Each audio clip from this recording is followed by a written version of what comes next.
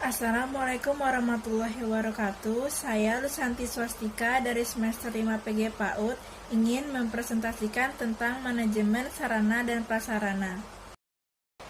Pengertian manajemen sarana dan prasarana pendidikan anak usia dini atau PAUD. Pengertian manajemen PAUD adalah suatu upaya mengelola, mengatur, dan mengarahkan proses interaksi dan tersistematisasikan untuk mencapai tujuan pendidikan anak usia dini atau PAUD.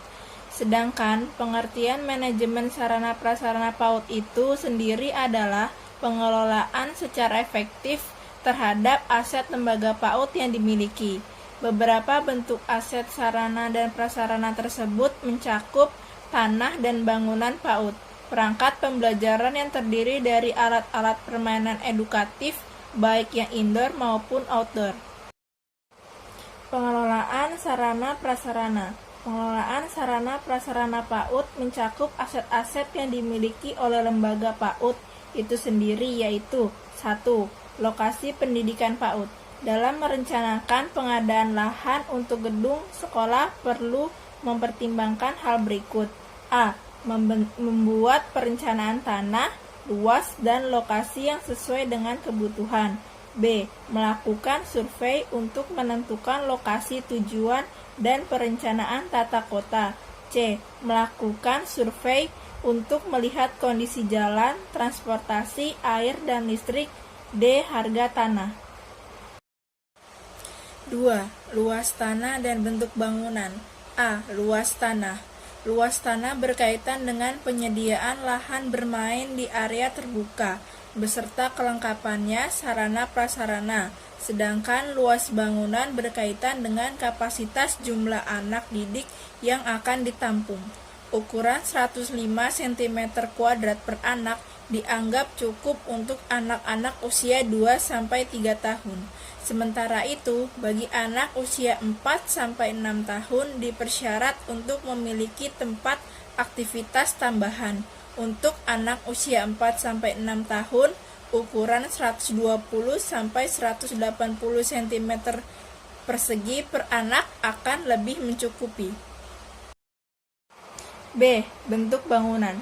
Kebanyakan yang sering dilihat bentuk bangunan PAUD itu cenderung hampir sama dengan bentuk bangunan lain, seperti rumah, toko, dan sebagainya. Cuma yang membedakan adalah warna cat dan gambar-gambar yang terpampang di tembok-tembok saja. Bentuk gedung PAUD sebenarnya tidak harus kotak, tetapi bisa berupa lingkaran dan persegi panjang. Bangunan sekolah yang ideal adalah dengan memenuhi kriteria berikut. 1. Memenuhi kebutuhan dan syarat pedagogis. 2. Aman. 3. Menurut syarat kesehatan, sinar matahari cukup bagi setiap ruangan, memungkinkan adanya pergantian udara yang segar. 4. Menyenangkan untuk melakukan kegiatan-kegiatan pendidikan dan tak saling mengganggu. 5. Fleksibel.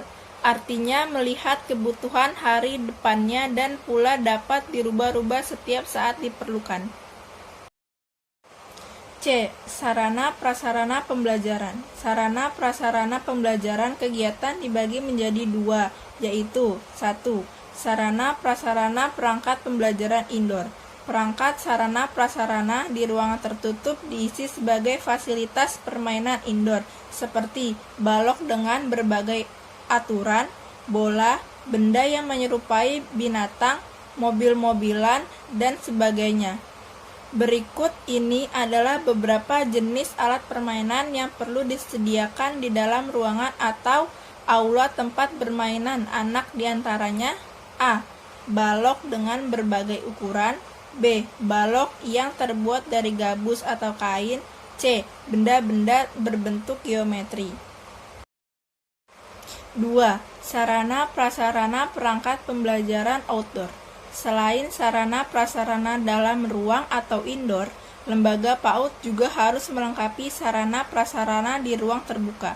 Isinya sama, yaitu berbagai fasilitas pembelajaran atau permainan.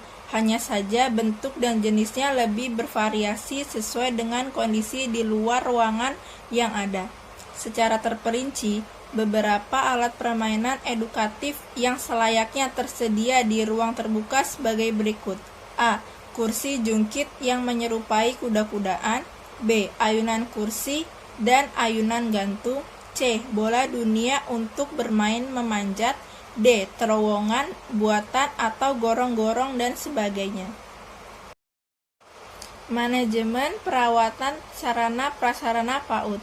Pemeliharaan adalah kegiatan merawat, memelihara, dan menyimpan barang-barang sesuai dengan jenis barangnya masing-masing, sehingga tetap awet dan tahan lama.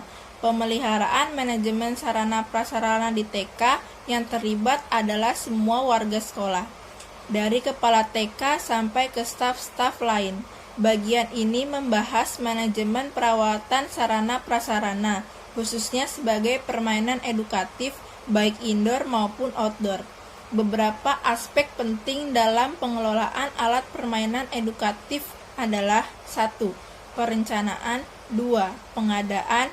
3. Penggunaan. 4. Perawat. 5. Evaluasi. 6. Penghapusan. Kesimpulan, pengertian manajemen sarana prasarana PAUD itu sendiri adalah pengelolaan secara efektif terhadap aset lembaga PAUD yang dimiliki. Pengelolaan sarana prasarana PAUD mencakup aset-aset yang dimiliki oleh lembaga PAUD itu sendiri, yaitu lokasi pendirian PAUD dan luas tanah dan bentuk bangunan. Sarana prasarana pembelajaran dibagi menjadi 2, yaitu sarana prasarana perangkat indoor dan outdoor. Beberapa aspek penting dalam pengelolaan alat permainan edukatif adalah perencanaan, pengadaan, perawatan atau pengawetan, dan evaluasi sekaligus penghapusan. Sekian dari saya, kurang lebihnya mohon maaf. Wassalamualaikum warahmatullahi wabarakatuh.